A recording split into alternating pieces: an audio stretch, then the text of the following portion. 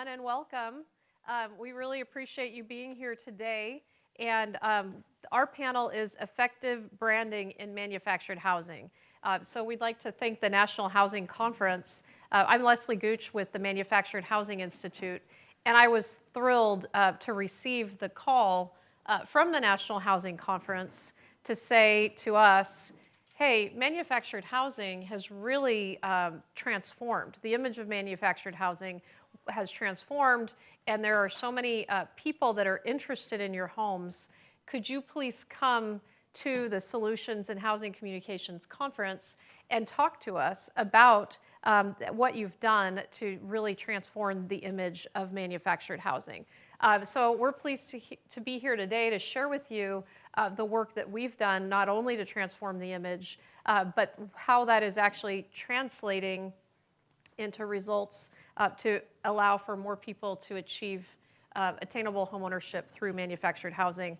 I'm thrilled to introduce you to our panel of experts. As we were thinking about this topic, we wanted to bring together a group that could really cover all of those elements for you. And so just give me a moment to introduce our team to you. First, we have Jim Ayotte. Jim is the Chief Executive Officer of the Florida Manufactured Housing Association. Jim has worked in the manufactured housing industry for over 25 years, and he has held executive management positions at the Manufactured Housing Institute and also at the Ohio and New England Manufactured Housing Associations. So he's here to really share with us the evolution of manufactured housing and the image over time and some of the unique solutions that he has seen for manufactured housing. Next to Jim is Ramsey Cohen. Ramsey is the Director of Industry and Community Affairs with Clayton Homes. In his current role, Ramsey serves as the advocate for expanded access to affordable housing and a champion for the benefits that manufactured housing can have for communities. We felt like it was really important to bring to you a manufacturer perspective, so a home builder in the manufactured housing space, so you could really hear about what they're doing to expand manufactured housing across the country. Next, we have Larice Brown. She's a quantitative analytics senior director with Freddie Mac. And Larice leads a team conducting analytics and research of underserved markets and has extensive experience in research to support fair lending, affordable lending, and assessing opportunities to expand access to credit. Larice has led teams looking at manufactured housing specifically, and we're really excited to hear, to share with you the results of some of that work that Freddie Mac is doing. And then we have Mary O'Hara. Mary is the Executive Vice President for the ROC movement, and she's with ROC USA. Mary supports ROC USA's strategic priority to ensure that their work in community-driven change in neighborhoods is reflected in statewide and national change efforts. ROC stands for Resident-Owned Communities, for those who may not be aware of that terminology, and we're excited for Mary to share her perspectives and some of the experiences that her customers have had over the years. So thank you to our distinguished panel. To get us started, we wanted to talk about where we are. What is manufactured housing in terms of what people think about us today? Because we can't sit here and tell you what a great job we've done in effective branding that you could then take back to your form of housing without first kind of setting the stage in terms of where we are. And so we wanted to talk to you about those current perceptions of manufactured housing as we see them. We've at MHI have done research of people who live in manufactured homes, and what we find is that the residents of manufactured housing are broadly satisfied. And that's not just with their home, but that is also for those individuals who live in land lease manufactured housing communities. We found high satisfaction rates in both of those categories. Our research has shown that residents value home ownership, and it is a key driver for them to move forward with the purchase of a manufactured home. And we also find in our research that the affordability of manufactured homes is what really contributes to the interest in manufactured housing. For those considering purchasing, we want to know from them too, if you're willing to consider a manufactured home, is that something that you care about? 82% of the people have a positive opinion of our manufactured homes. And so we're really excited about those findings and sharing those with you today. Current residents of manufactured homes report exceptionally positive overall feelings about their homes. And as you all know, like when you talk about Net Promoter Score and all of those kinds of things, the likelihood to recommend to others is very, very important. And what we find is that the majority are likely to recommend manufactured housing to others. I always like to say that what we're going for at MHI is for people to not look at you and say, why would you buy a manufactured home? We want to get to the point where people are saying, why wouldn't you want a house that's built in a factory with factory precision?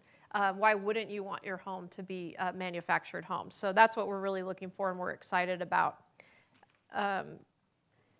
For those considering, you know, of course, we are wanting to grow that group of individuals who are considering a manufactured home.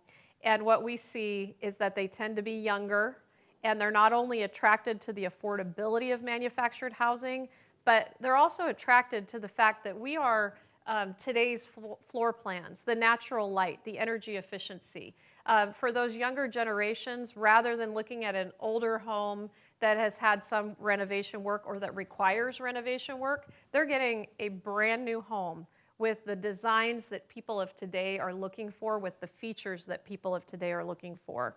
And so you can look at the circles on this and you'll see that affordability is a big deal for this group of considerers. Energy efficiency, having more space. A manufactured home at those attainable price points offer larger square footage than what might be found in other forms of home ownership that are available to them. The outdoor space where they're not having to share walls with others, you know, particularly post-pandemic, people are really excited about having that outdoor space. And again, the fact that they're standalone homes. So those are some of the perceptions that through the research at MHI we're seeing about manufactured housing that we're really excited about. It's you know, not the old, when we talk to people, it used to be that we'd have to overcome that stigma of the old version of a trailer or a mobile home.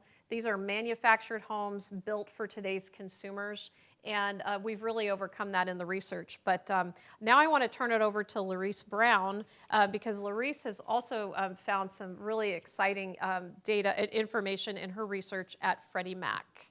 So Larice? Thank you, Leslie. Thank you for having us today. Thank you for having me. I want to thank NHC and all of you for attending to learn more about communicating about manufactured housing. The first slide here is, go back just one, just want to reiterate thank you. Just want to reiterate the perceptions part there for just a second. Let those pictures sink in just for a moment. A lot of talking about what is it that people believe to be a manufactured home as well. Now let's dig into the data a little bit. The Corporate Communications Office at Freddie Mac has also done some research that basically complements a lot of the data points that Leslie pointed out for you in just a moment ago. What we're finding, first of all, there was a survey that came out last year where they oversampled Gen Z, millennial consumers to get an idea of what people knew about manufactured homes and how people understood or perceived manufactured housing. What we found is that for the familiarity first, it was split nearly 5 and 10. I think there's a lot of work to do in terms of making people more familiar with what a manufactured home is. 47% of respondents were somewhat or very familiar with manufactured homes. When I go to this next part here and look at, for the consumers who are aware or familiar with manufactured homes, we're seeing that there is a great positive perception associated with the manufactured homes. In fact, 77% of people who are aware of manufactured homes expressed positive sentiment among the survey respondents. Many of them said that they found them to be nice, affordable, new energy efficient. They recognized these benefits of manufactured housing. There's still some, individuals who have a less favorable perception, but the favorable perceptions greatly outweigh that as well. Those individuals also agree that there are tangible benefits associated with manufactured housing.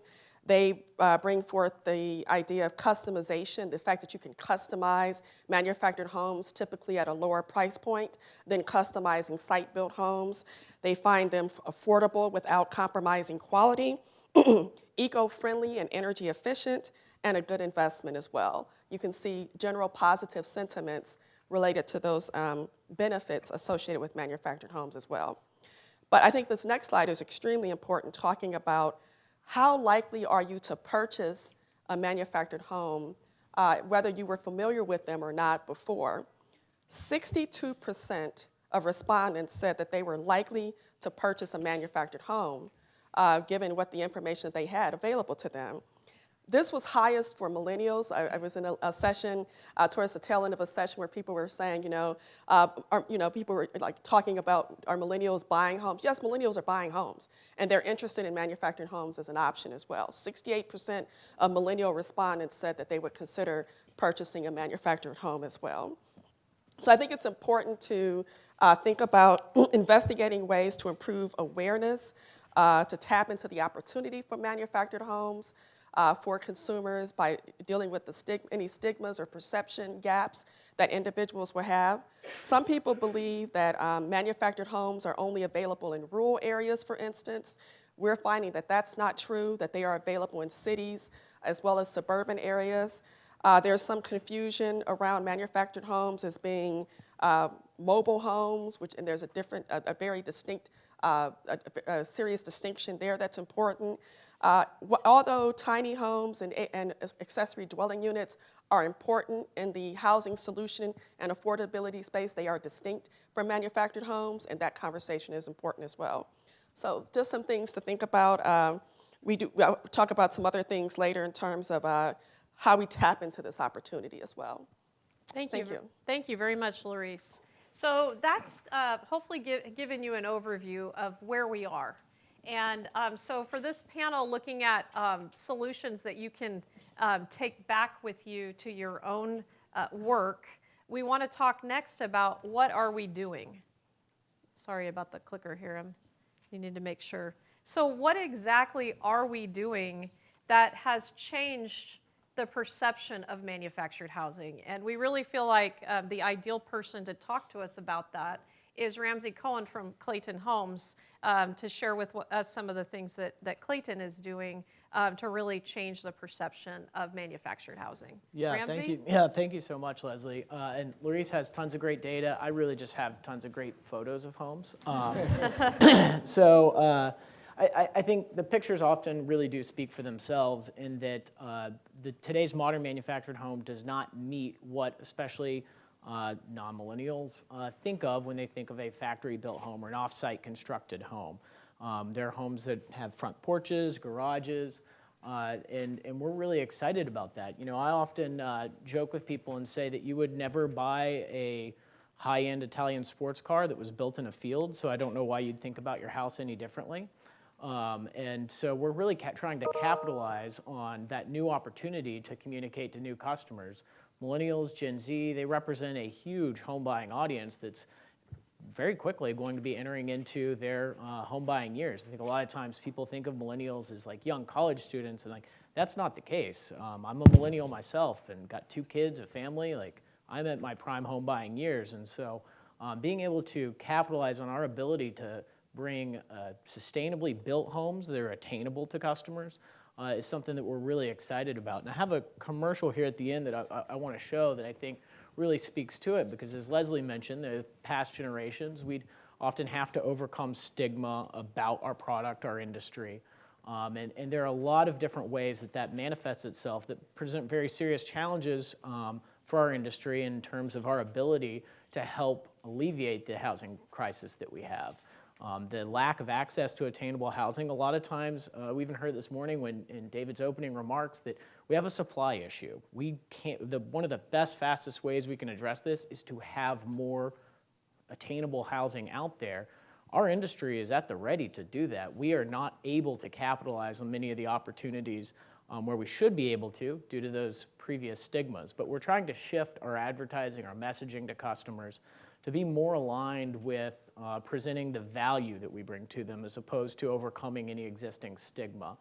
So primarily that, with many of our homes, when they're built, you can take most of the materials are recycled and used in the production of another home, but a lot of those homes, the waste and debris left over from that build fits in 2 30-gallon trash cans. You contrast that with a home that is built on site. I think we've all seen the large dumpsters that get rolled away over and over again. So our ability to build homes that are sustainable in terms of their production is really valuable, but then also thinking about that total cost of the home. Housing affordability isn't just your rent or your mortgage, it's also going to be your utility bills. So being very forward-thinking in terms of our production and the amenities and things that we're putting into every home.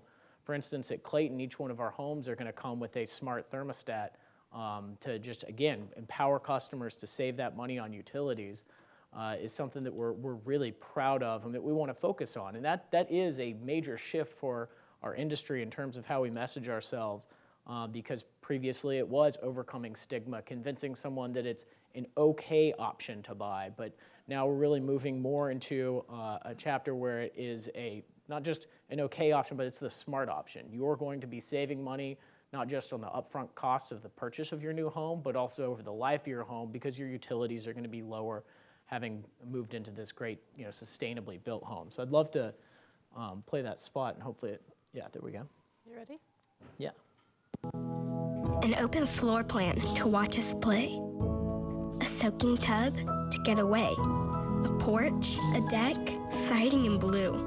So many options, not just a few. Pantries, closets, storage galore, energy savings, and so much more.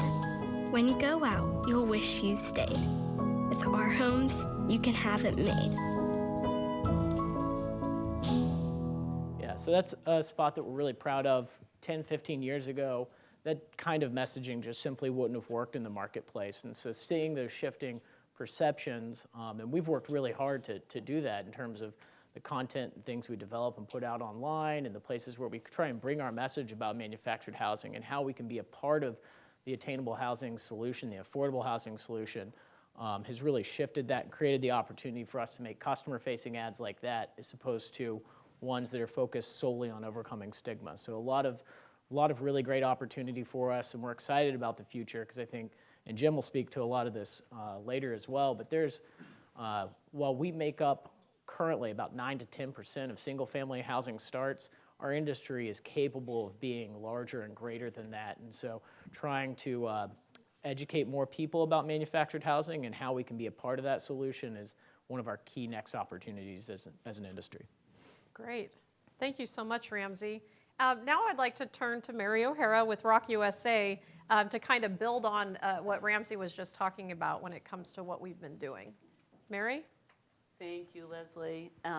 It's great to be here. I really appreciate any opportunity to talk about manufactured housing and manufactured housing communities because it is an area that for too long just has been off the radar, I think. And what we're talking about here is not just changing the image, but also getting the word out and educating folks of these homes, and particularly for me, homes and communities. Which are everywhere, and most people have them in their neighborhoods, and they don't know it. They don't realize that they're driving by what would ordinarily be called a mobile home park, and we now look at as a manufactured home community, a community like any other neighborhood or subdivision in many cases, a place where sometimes 2 or 3 generations of families have lived and continue to live, where homes are for sale, where new homes are coming in. So a dynamic and important part of the affordable housing spectrum. Rock USA, as Leslie said, is resident-owned communities. So there's 2 pieces to the affordability in manufactured home communities. There's the price of the home itself, and then there's also the rent that you pay for the lot that your home sits on. And when the residents own the community, they come together as a cooperative. We at Rock USA use a shared equity model I won't go into all the particulars, but essentially the homeowners are then in a position to only charge themselves enough rent to cover the costs of operation, their capital improvements, and their property taxes, insurance, those kinds of costs. And so they can stabilize the affordability by stabilizing the rent, which is really a fabulous opportunity. And I think just to say for all of us, supply is so important, but preservation is also important. And preserving these communities as affordable going forward, for most cities and towns and counties, if they had to replace all of the affordable home ownership opportunities that are, for the most part, completely unsubsidized with some type of subsidized housing, they would never be able to do it because it's such a large amount of the affordable options for most communities. So I just want to go off of what Ramsey said about the best people to market the idea of manufactured housing and manufactured housing communities are the folks who live there themselves, the homeowners. They love to talk about their homes. So we did a video contest actually in 2016, I think, 2018. And we call this winner, this was the grand prize winner of the video contest. We had a really good prize too, and we had artists who do video artists as well as folks who are involved in housing submit entries. And I think this is Noble Not Mobile is the title. So. My name is Lori Westendorf, and I live in Morningstar Community. Come on in, let me show you my house. Kalispell's a great place to live because there's so much to do, especially if you enjoy the outdoors. There is such a sense of community here.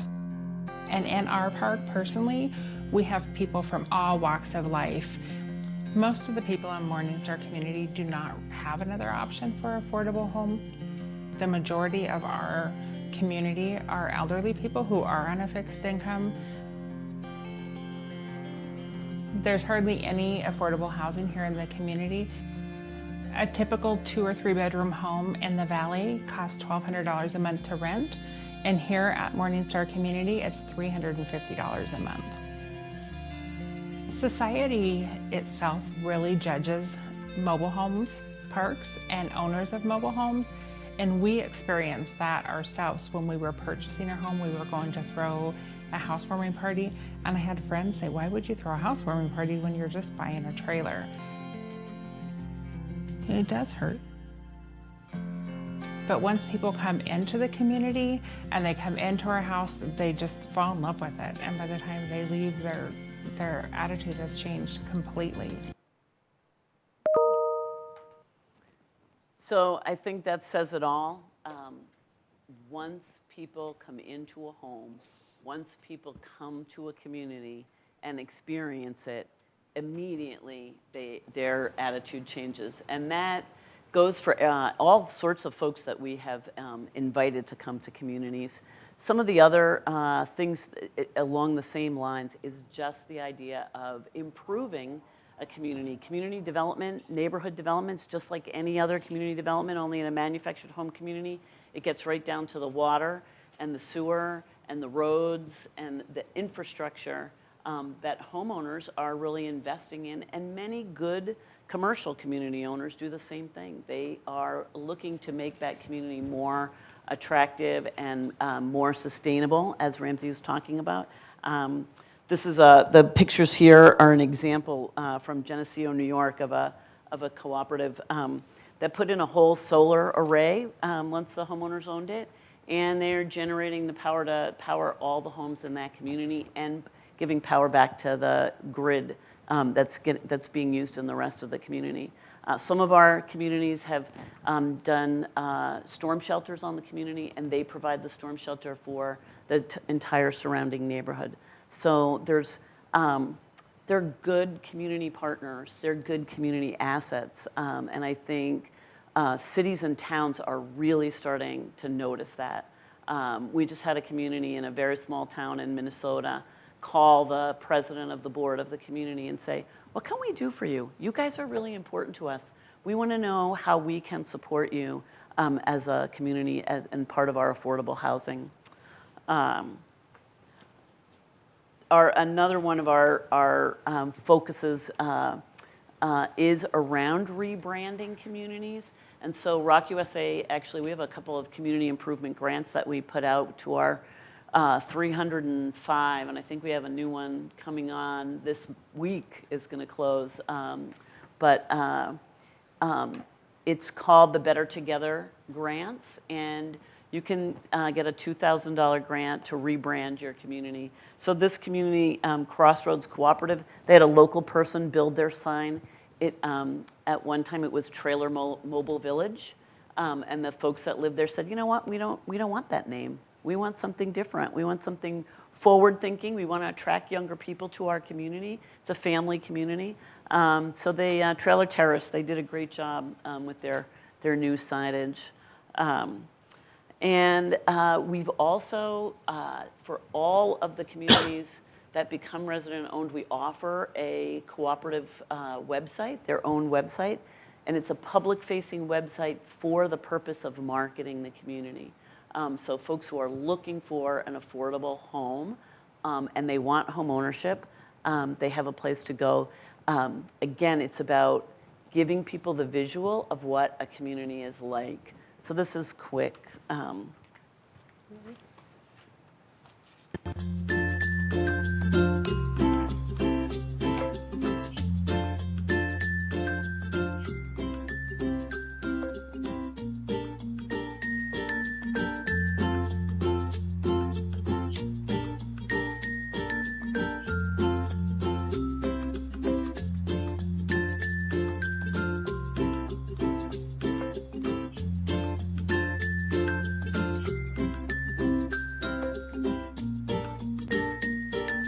Just feel like you're riding along a country road, just looking at homes. Would you know that you were in a manufactured home community?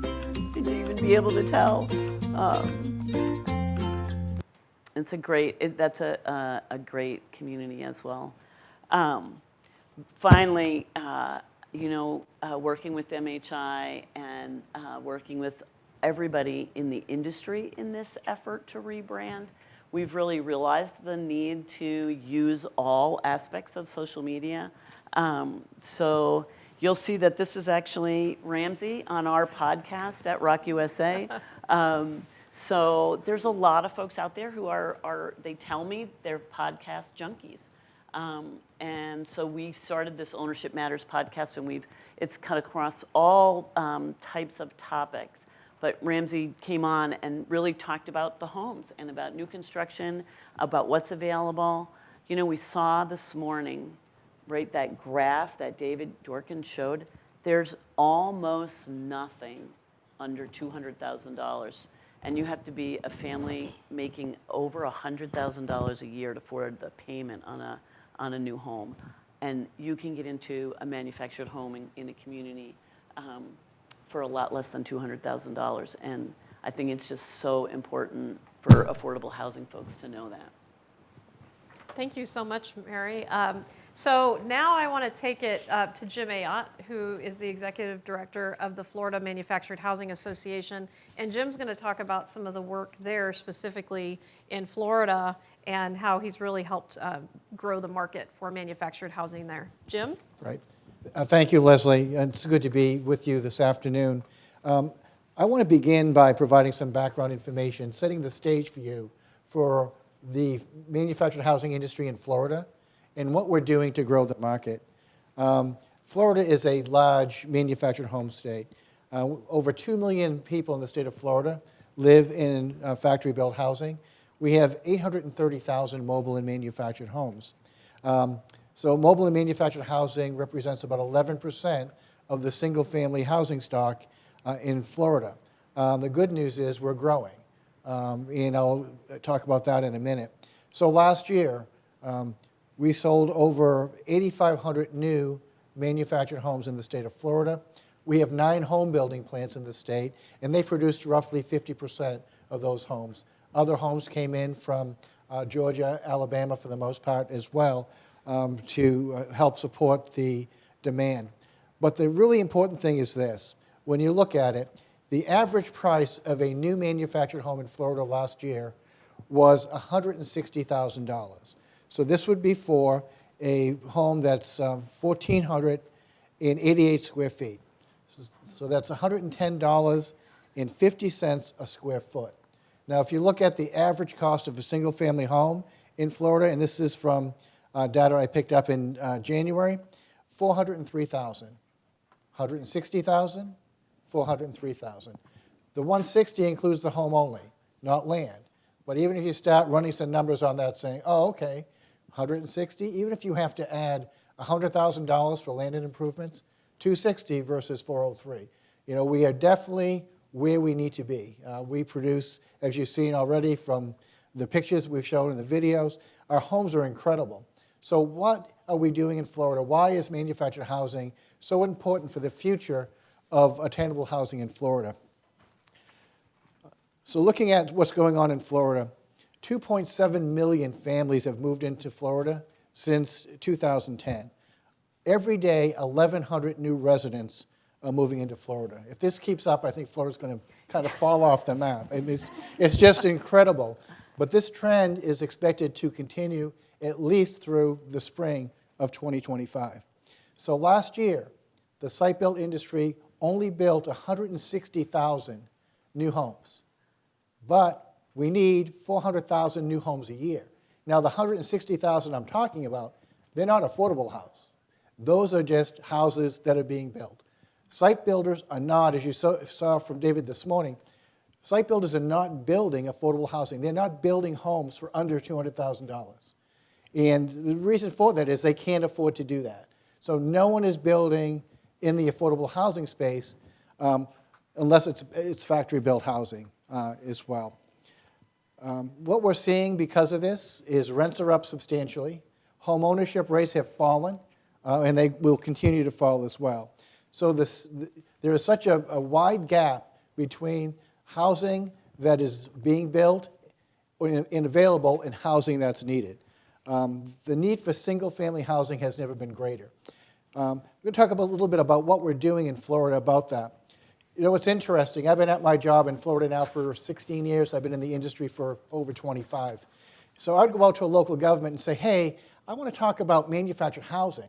And they'd say, not interested. You know, their perception was, you know, it's just not high quality, it's not well built, you know, something, we don't want your type of housing in our community.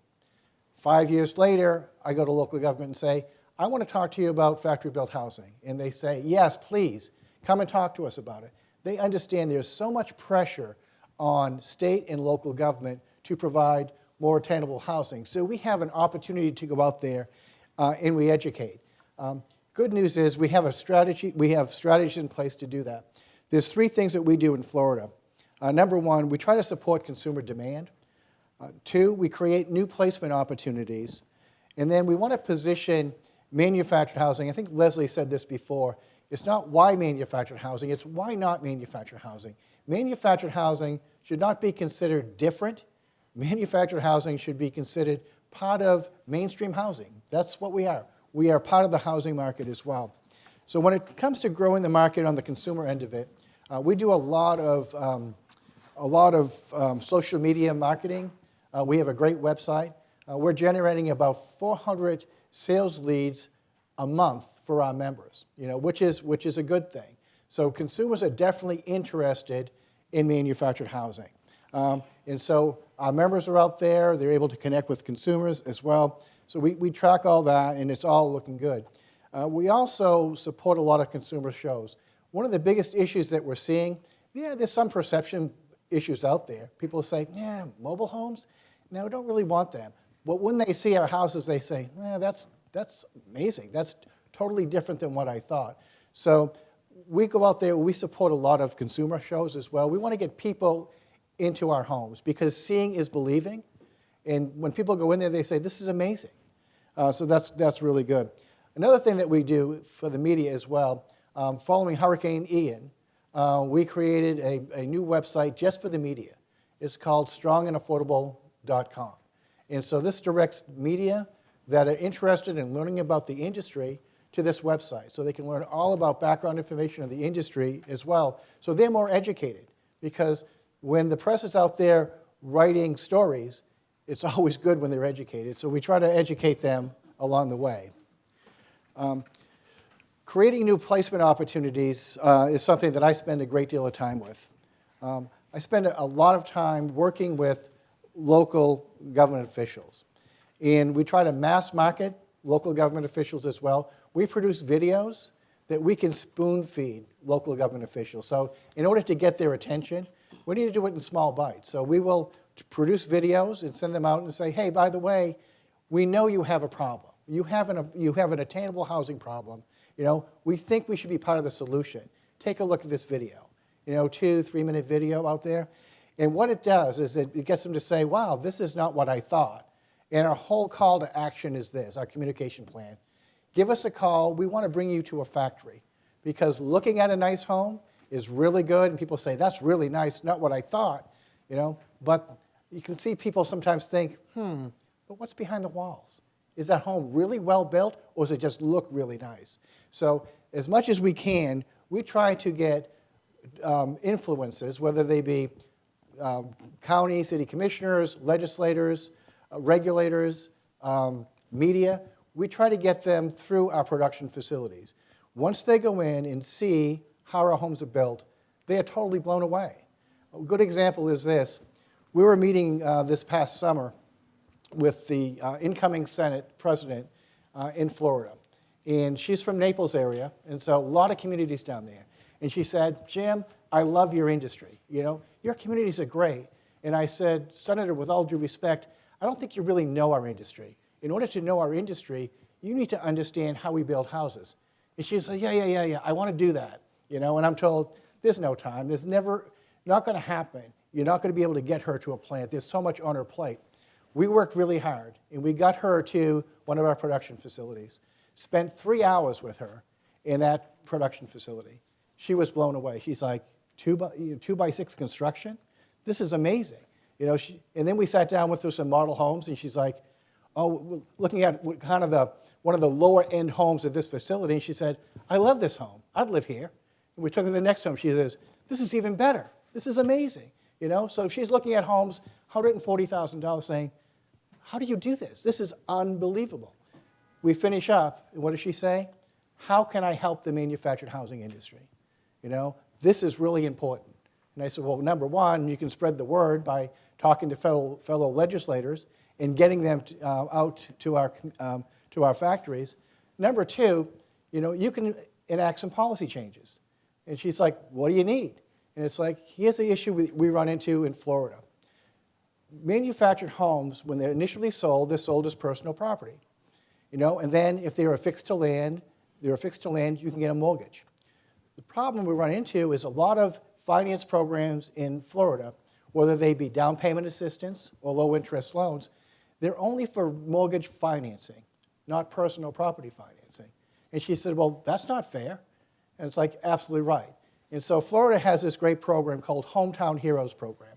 So this is a program that went in last year. This is for first responders, teachers, medical personnel as well. What it provides is zero interest loans and down payment assistance.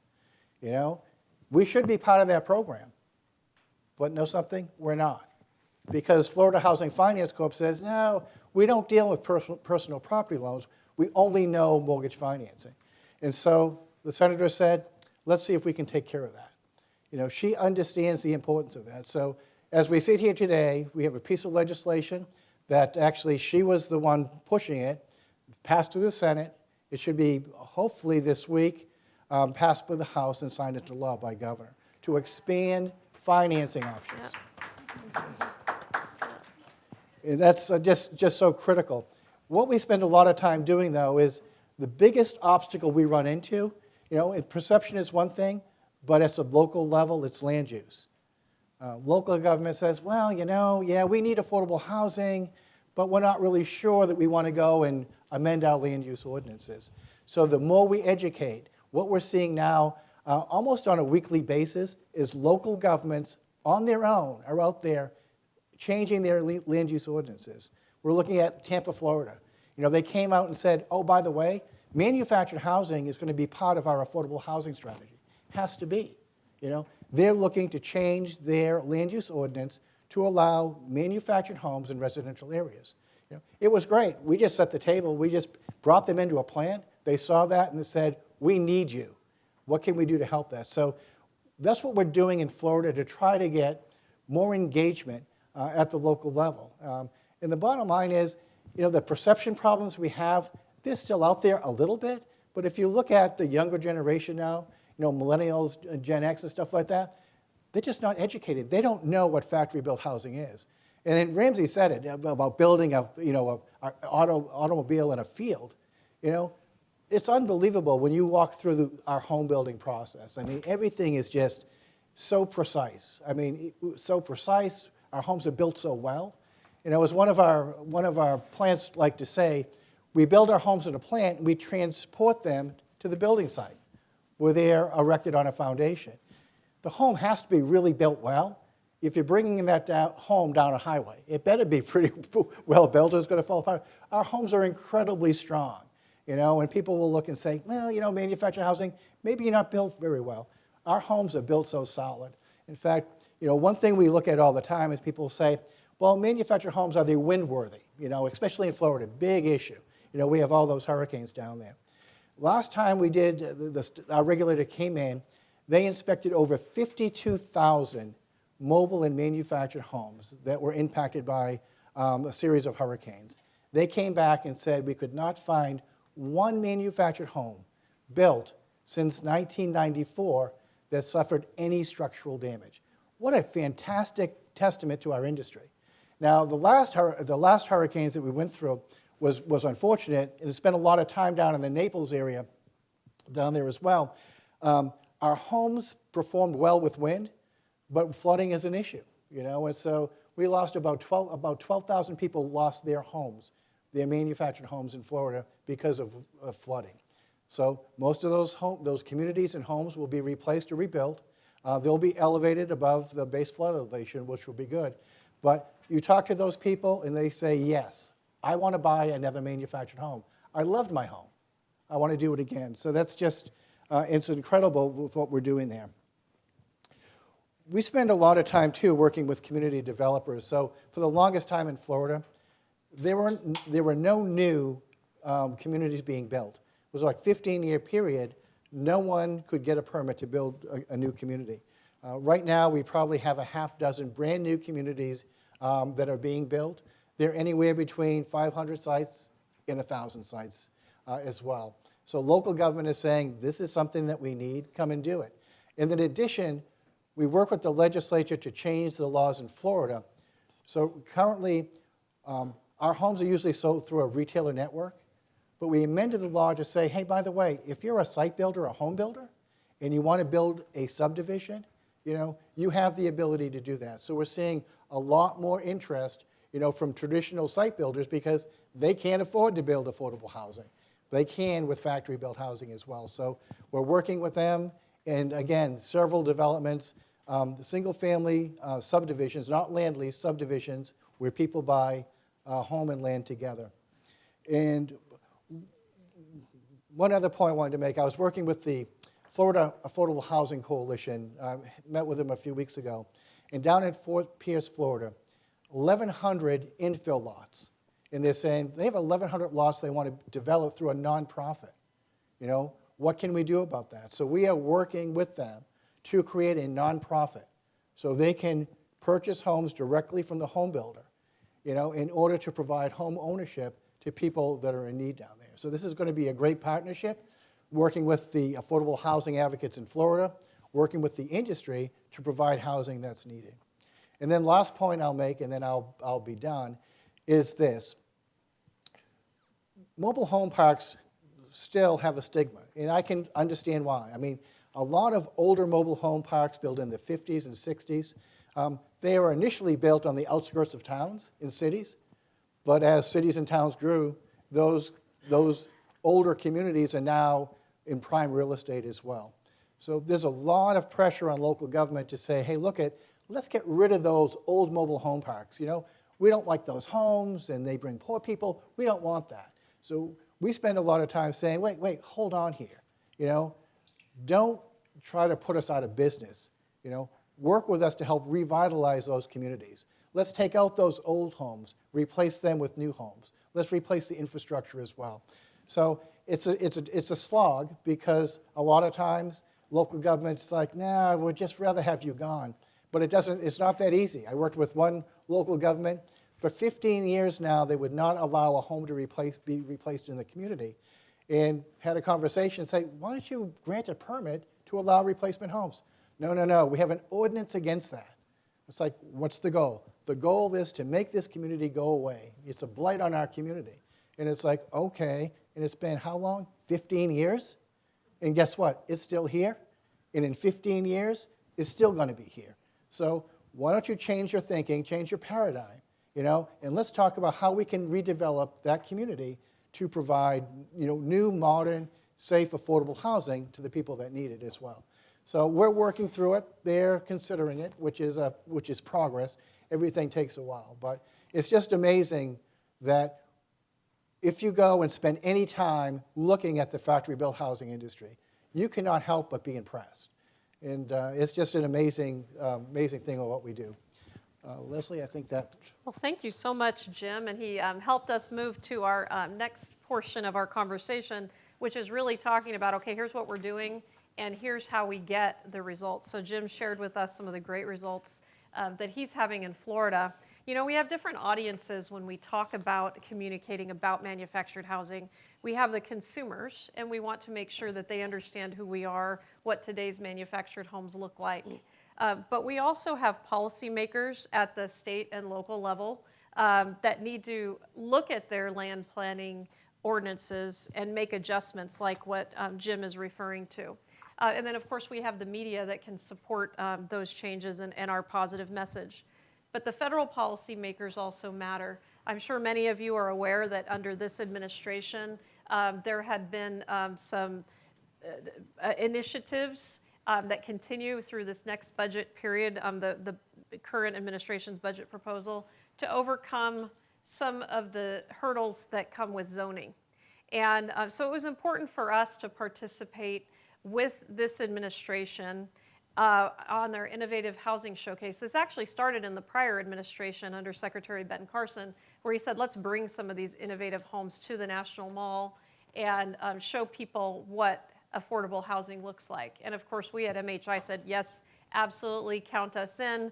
We brought 3 fully furnished manufactured homes to the National Mall, and we had policymakers, the housing industry, the housing community, the housers, come out and look at our houses and say, wow, take a look at that. That's not what we had in our mind about what manufactured housing is.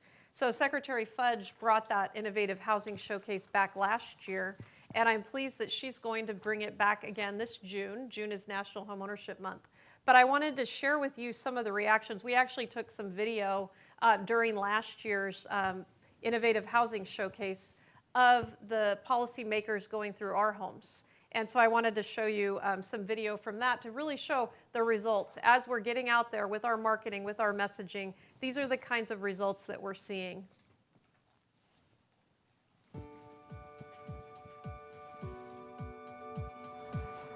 I want you to look around today. This may in fact be the future of housing. And we are on the cutting edge of making it happen for every single American. Oh, I'm impressed. A lot of folks have never been able to walk into one of these homes, and so a big part of why we're here is just so policymakers and others can get that experience and realize what a great solution this is, not just affordability-wise, but quality-wise. If we help get affordable housing out there, it solves everyone's challenges. When we can rent a house like this for $800 per month, that's affordable for people earning $30,000 per year. It's quality, affordable housing. I don't know where, anywhere in the country, and I travel almost every week, that I've seen something like this that is that affordable. When people come in the house, it speaks for itself. They walk in, they're like, I can't believe how beautiful this home is. How are you doing? They are energy efficient, they are resilient, and they are really nice looking. We're more than 1.5 million homes short right now today.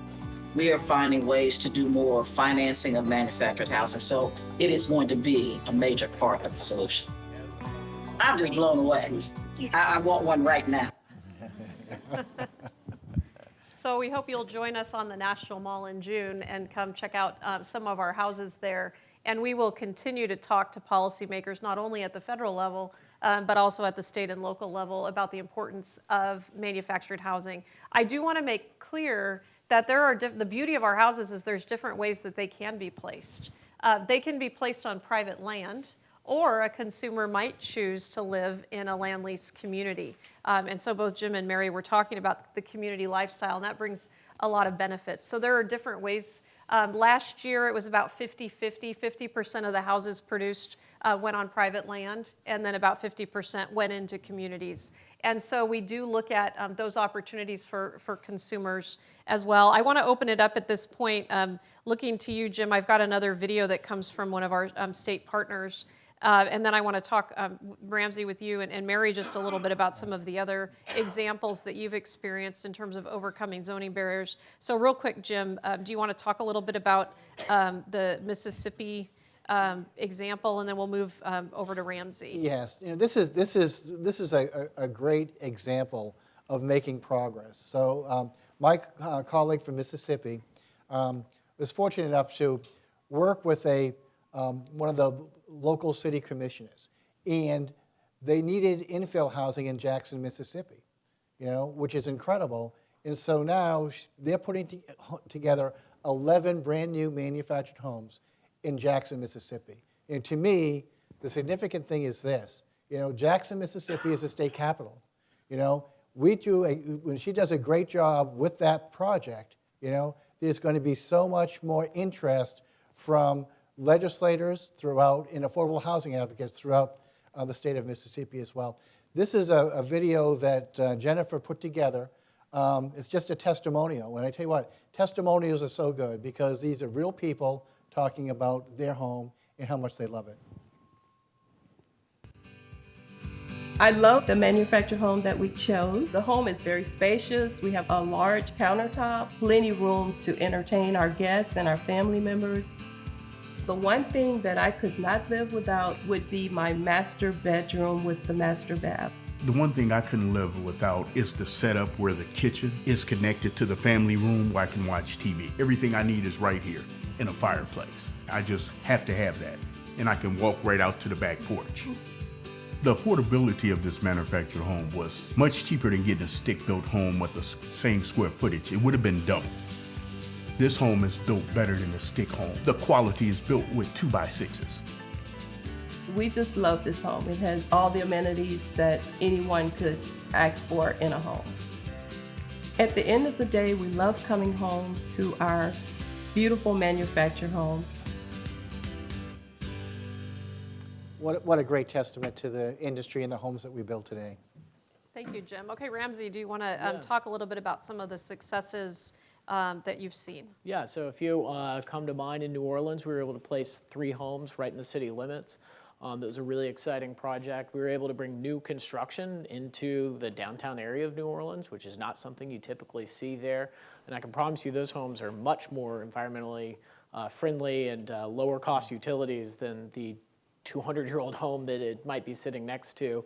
And then in Atlanta, we're working with them to place 2 crossmods, which are a new innovative housing product that we've developed that is indistinguishable from a site-built home. It actually has to appraise the same as, an appraiser has to use site-built homes as comparables. And the more and more that we're going out and talking to municipal leaders, and the more they learn about the way the homes are built, the quality of those homes, and that the homes, when placed, are going to appreciate in value the same as a site built. We recently published a study with our partners over at Next Step that showed that off-site built homes appreciate in value at the same rate as site built homes.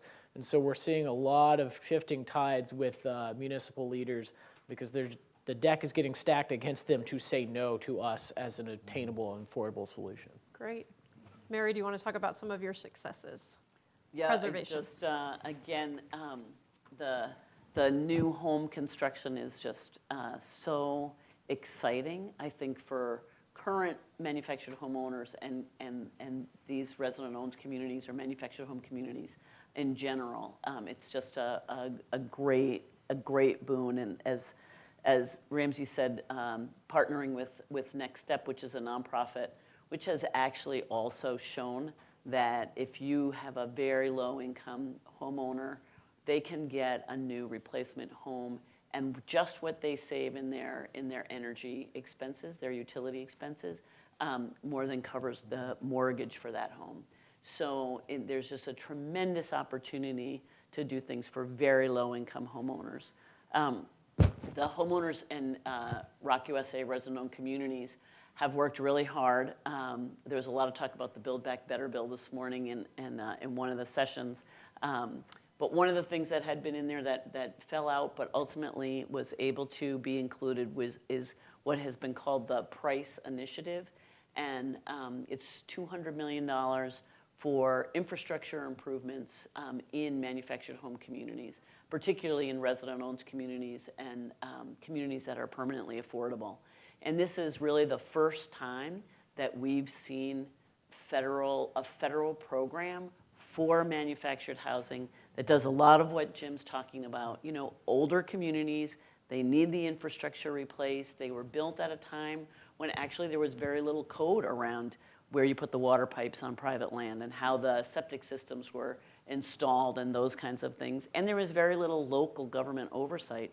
And so those communities need some investment, but that investment means an entire neighborhood. Who would ever go into a subdivision and say, oh, you know what? We just don't like these homes. We don't like this neighborhood. Doesn't matter that your grandmother has lived here and you were raised here and that new families are moving in here. We're going to just scrape the whole thing. No, preserve it. If it costs $400,000 to build a new affordable housing unit, why not preserve what you have and even do the kind of infill for half that cost?